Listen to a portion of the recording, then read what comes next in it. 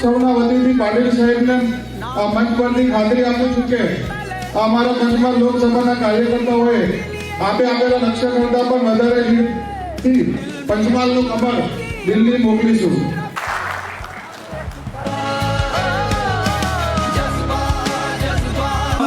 જવાબદારી તમે પૂરું કરો તો આપણે 5 લાખથી વધારે લીડ જીતી જઈશું કે તમે આ ટાર્ગેટને સિદ્ધ કરવા માટે શક્તિમાન છો.